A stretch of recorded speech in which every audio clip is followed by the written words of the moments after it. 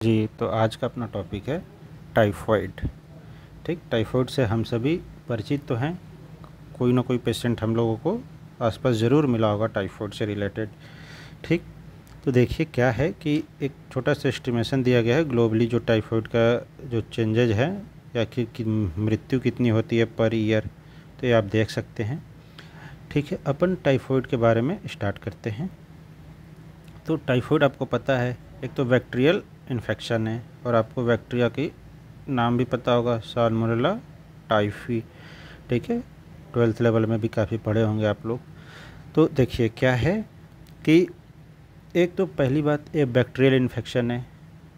अब ये पहुंचती कैसे है, रूट क्या है इसका, ठीक, और कौन सा पोर्शन ज़्यादा इफ़ेक्ट होता है और इसके साइन सिम्टम्स क्या है, इसके एपिडेमियोलॉजी क्या है, इडियोपैथोजेनेसिस इसका कैसे होता है, इसकी क्लिनिकल फीचर्स यानी कि क्या साइन सिम्टम्स हमें दिखेंगे, हम डायग्नोसिस कैसे करेंगे, ठीक है, पहले वीक में क्या करेंगे, सेकेंड वीक में क्या करेंगे, ट्रीटमेंट फर्दर क्या है, प्रिवेंशन की चीज़ें क्या हैं, यही तो समझनी होती है हमें।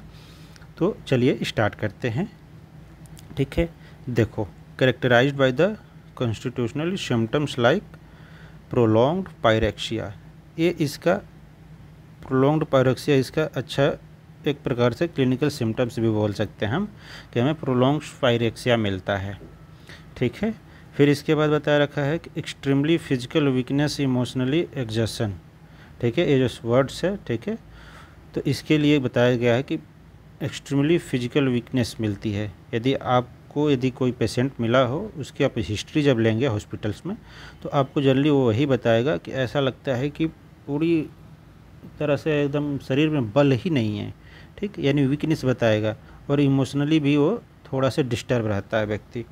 ऐसी स्थिति होती है जब टाइफॉइड की जो फीवर आता है और लंबे समय तक बना रहता है, तो आदमी की जो स्थिति होती है कुछ ऐसे ही हो जाती है। और इसमें ये तो आदमी की मानसिक भाव हो गए जो हमें दिखेंगे, और इंटरनली कौन कौन से पार्ट्स हैं जो इफ़ेक्ट होते हैं। एक तो आपकी स्प्लीन, एक हो गया लिम्फ नोड, ये इन्वॉल्वमेंट इनका भी रहता है। ठीक है, और does not cause long life immunity.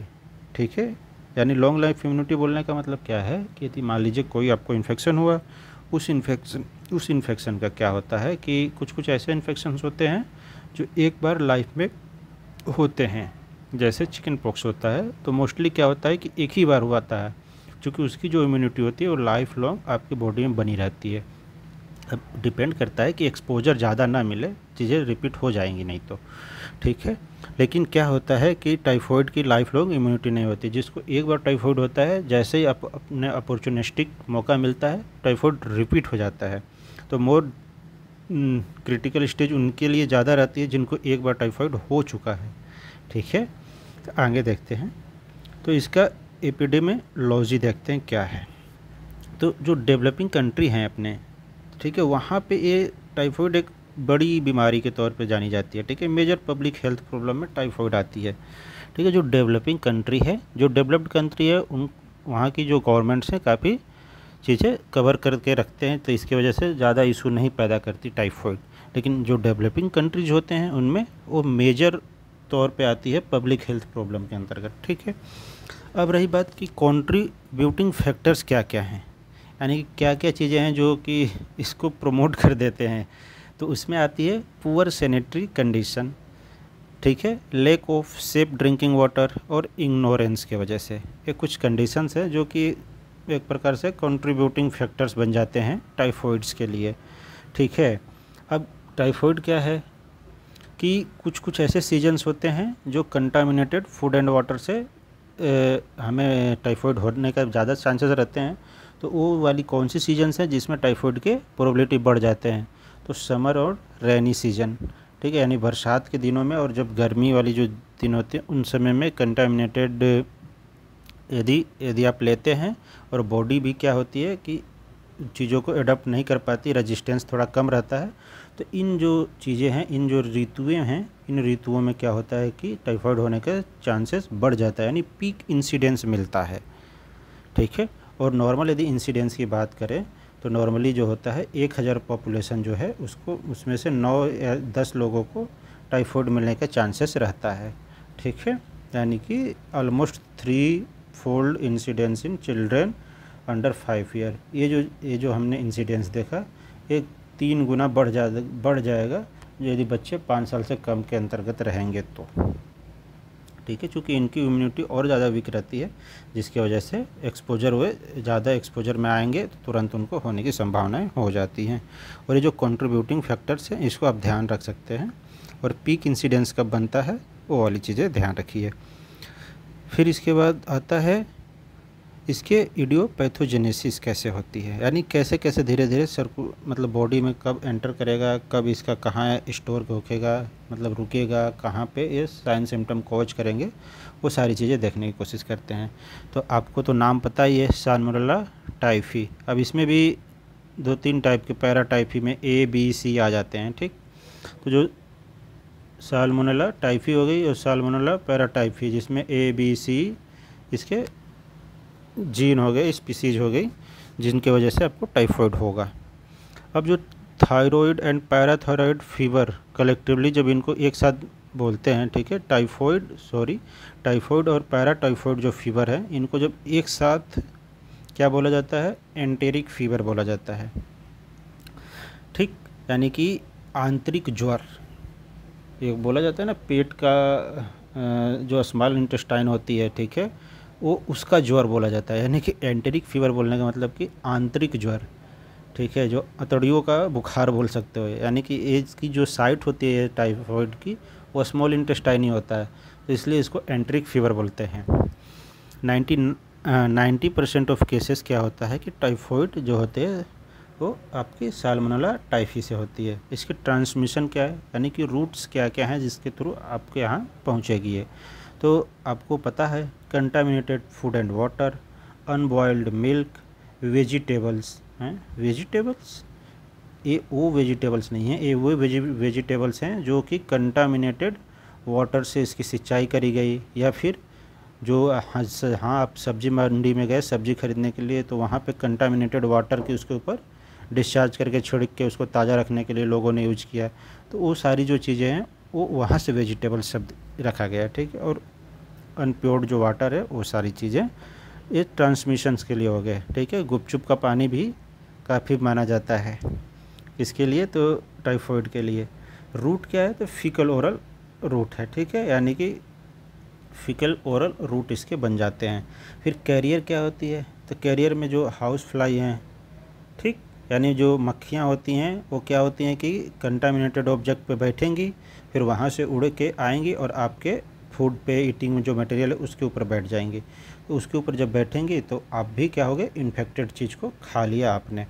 तो ये इसके इडियोपैथोजेनेसिस के अंतर्गत थोड़ी सी देखें। अभी अब फ्लो चार्ट से समझने की कोशिश करते हैं।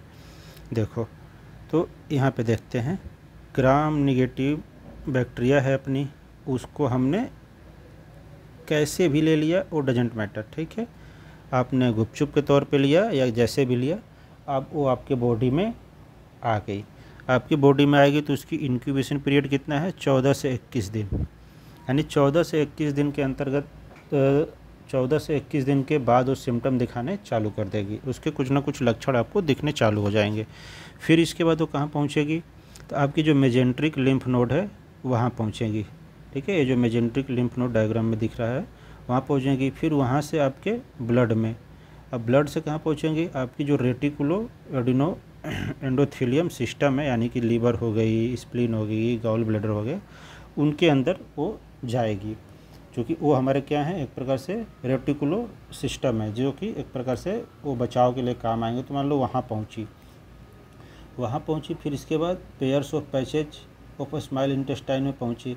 फिर वहाँ के बाद ब्लड, यानी कि ओवरऑल जो चीज़ें हैं वो किधर किधर जा रही है और कहाँ कहाँ से इफ़ेक्ट दिखाएगी, वो सारी चीज़ें, यानी कि pairs of patches of small intestine, ये सारी चीज़ें भी एक्टिव होंगी। अब देखो, ब्लड और जो आपकी फीकल मैटर है वहाँ तक से आप भी एक प्रकार से कैरियर के तौर पर काम आने लगे उसके लिए, ठीक है। जनरलाइज इन्फेक्शन ऐसे होता है। फिर ये सब चीज़ों को फैल गई आपके पूरे शरीर में, सारी साइट्स पे चली गई, ठीक है। आपके मेजेंट्रिक लिम्फ नोड, ब्लड, आपके रेटिकुलो एंडोथेलियम सिस्टम, पेयर्स पैचेजेज, ये सारी चीज़ें तो हैं, ठीक। इसके साथ आपको टिपिकल फीवर आएगा, ठीक है, वो भी पैटर्न लेवल में। तो ऐसे करके आप तो इफ़ेक्टेड हो चुके। तो लक्षण क्या दिखा रहा है, तो typical fever pattern, nausea, abdominal pain, ठीक है, समटाइम्स डायरिया, कभी कभी पेट खराब हो जा रहा है आपका, ऐसी वाली स्थिति बनेगी।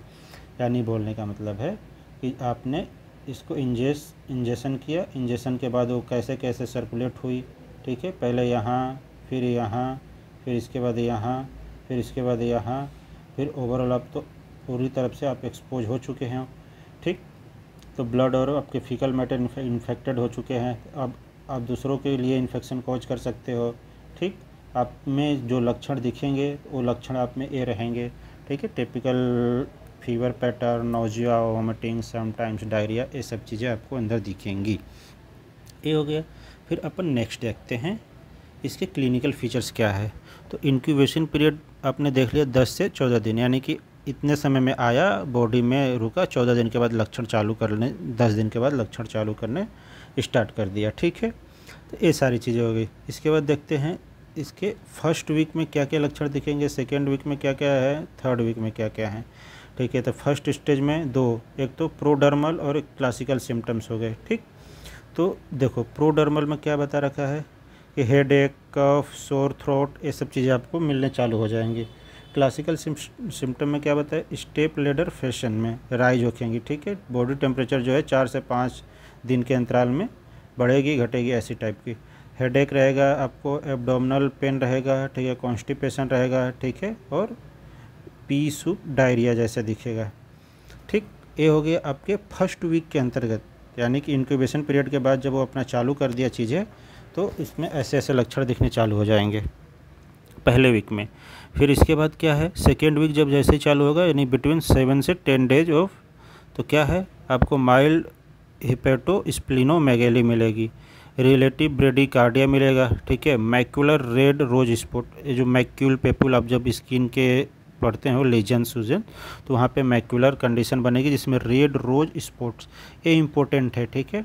ये आपको वाइवा में एज ए पूछा जाता है, ठीक है, कि किस कंटामिनेटेड या फिर किस व्याधि में या फिर किस डिजीज़ में आपको रेड रोज स्पॉट मिलेंगे जो कि कंटामिनेटेड फूड एंड वाटर से हो रहा है, ठीक है। तो थोड़ा से आदमी ज़्यादा इमेजिन नहीं कर पा रहा है, ठीक है, तो इसमें चले जाइए। जब भी ऐसा कुछ आता है तो आपको मीजल्स, ये सब चीज़ें याद आती हैं। तो ये चीज़ें हो गई। अब देखो थर्ड वीक में क्या मिलता है। थर्ड वीक में बताया गया टाइफॉइड की जो स्टेज है, इसमें प्रोलॉन्ग एपैथी, ठीक है, डेलेरियम मिलेगा, कोमा में जा सकते हैं आप, ऐसी सब कंडीशंस रहेंगे। High risk of intestinal haemorrhage and perforation, क्योंकि वो कहाँ पहुँचा था पैथोजन, इंटेस्टाइन में। इंटेस्टाइन में है तो यदि चीज़ें कंट्रोल नहीं किया गया तो वो उसमें परफोरेशन भी कर सकता है। यदि इंटेस्टाइनल परफोरेशन हो गया तो आपकी डेथ भी हो सकती है। तो ये वाली स्थिति हो गई, यानी कि सारे क्लिनिकल फीचर्स जो हैं हमने 3 भाग में डिवाइड करके पढ़े थे। तो इतना बस ध्यान रखने का कि फर्स्ट वीक में ए वाली स्टेजेस, सेकेंड वीक में ए स्टेजेस और थर्ड वीक में ए स्टेजेज हैं, ठीक। ऐसे करके ध्यान रखिएगा। फिर अपन नेक्स्ट देखते हैं इसमें इसकी डायग्नोसिस क्या है। तो डायग्नोसिस के लिए एक वासु, ठीक है, VASU करके वो है आपका ट्रिक्स। तो जिसमें क्या है कि ब्लड कल्चर आप फर्स्ट वीक तक करो, ठीक है। ब्लड कल्चर यदि फर्स्ट वीक तक करोगे तो आप पता लगा सकते हो। सेकेंड वीक तक आप एंटीबॉडी का जो है विडाल टेस्ट, हाँ, ये जो विडाल टेस्ट है ये ध्यान रखिएगा, ये टाइफॉइड के लिए विडाल टेस्ट इंपॉर्टेंट होता है, ठीक है। तो सेकेंड वीक तक लेवल पे है तो एंटीबॉडी टेस्ट करके आप अच्छे से पता लगा सकते हैं, डायग्नोस कर सकते हैं। थर्ड वीक तक आप में जो है स्टूल कल्चर से भी पता चल जाएगा, और यूरिन टेस्ट तक फोर्थ वीक तक आप पता कर सकते हैं। यानी कि डायग्नोसिस के टेक्निक्स में क्या क्या चीज़ें आप कौन से वीक तक कर सकते हो वो चीज़ें रहीं। अब इसके बाद देखो नेक्स्ट देखते हैं ट्रीटमेंट क्या है। तो ट्रीटमेंट में क्या बताएगा, सबसे पहला ट्रीटमेंट आइसोलेशन। अब बोलोगे आइसोलेशन क्यों, कोरोना तो है नहीं। एक आइसोलेशन होता है, क्वारंटाइन होता है, ठीक है। तो यहाँ पे आइसोलेशन की बात बताई गई है। तो आइसोलेशन की जो बात है, नहीं बोलने का मतलब है कि आप उसको, वो व्यक्ति खुद भी इन्फेक्टेड है, उसकी जो फीकल मैटर है, ठीक है, या फिर उससे क्या होता है सामने वाला भी इन्फेक्ट हो सकता है, इसलिए उसको थोड़ी सी आइसोलेटेड करके रखो, ठीक। फिर केयरफुली डिस्पोजल ऑफ एक्सक्रीट्रा, उसकी जो एक्सक्रीट्रा है उसको थोड़ा ध्यान से सावधानीपूर्वक चीज़ें करो। बेड रेस्ट करवाओ, चूँकि वो बेचारा खुद भी एकदम वीकनेस जैसी उसको महसूस रहेगी, फीवर कंटिन्यूस रहेगा तो ठीक है बेड रेस्ट करवाओ। ठीक है, फिर मेंटेन एडिक्वेट फ्लूइड। ठीक है, मेंटेन करो, क्योंकि उसको क्या होता है कि समटाइम डायरिया होते हैं, एडिक्वेट फ्लूइड उसके बॉडी में रहे ना हो, मतलब रहना चाहिए। ठीक है, तो सेमी सॉलिड डाइट उसका मेंटेन करके रखो। ट्रीटमेंट के अंतर्गत उसको विटामिन्स और एलिमेंटिक सप्लीमेंट्स भी देना ज़रूरी हो जाता है। एंटीपायरेटिक तो उसको यूज करना ही पड़ेगा क्योंकि फीवर्स है। फिर ओकेजनली ब्लड ट्रांसफ्यूजन की ज़रूरत पड़ती है यदि मान लो एंटेरिक हेमोरेज की कंडीशन बन गई। ठीक है, यदि उसमें क्या कर दिया गया कि परफोरेशन की स्थिति आ गई, तो उस वाली स्थिति में ट्रीटमेंट के लिए आपको ओकेजनली ब्लड ट्रांसफ्यूजन की भी ज़रूरत पड़ती है। तो ये सारी चीज़ें ट्रीटमेंट क्या हो गई, यानी कि पहले आइसोलेशन, फिर केयरफुली डिस्पोजल ऑफ स्केलेट्रा का ध्यान रखो, बेड रेस्ट करवाओ, मेंटेन उसका एडिक्वेट फ्लूइड रहे। ठीक है, विटामिन की, एंटीपायरेटिक्स और ओकेजनल ब्लड ट्रांसफ्यूजन, ये सब ट्रीटमेंट आप लिख सकते हैं। ठीक, फिर इसके बाद प्रिवेंशन के लिए क्या करना है, तो प्रिवेंशन तो काफ़ी कॉमन है। हाथ और अच्छे से वॉश करिए, ड्रिंकिंग जो वाटर है उसको बॉइल्ड करके पीजिए, जो फ्रूट्स है उसको अच्छे से वॉश करके खाइए पीजिए। ठीक है, और वैक्सीनेटेड हो जाइए। ये स्थितियां हैं जिससे कि आपको ओवरऑल टाइफाइड से बचाया जा सकता है। तो आज अपन ने टाइफाइड कवर किया। ठीक, टाइफाइड काफ़ी इम्पोर्टेंट है और वाइवा में पूछा जाता है टाइफाइड के बारे में, पैथोजेंस का नाम पूछ लिया जाता है। ठीक, इसकी जो फीवर है उसको कॉमन नेम एंटेरिक फीवर कब बोला जाता है, किस डिजीज़ को बोलते हैं, तो वो सारी चीज़ें हुई। तो आज के लिए इतना काफ़ी है। बाकी यदि कोई डाउट्स है और क्या चीज़ें आप चाहते हैं इस चैनल के थ्रू, तो आप हमें कमेंट बॉक्स में ज़रूर बताइए। बाकी चीज़ें आज के लिए इतना ठीक है। ओके, धन्यवाद।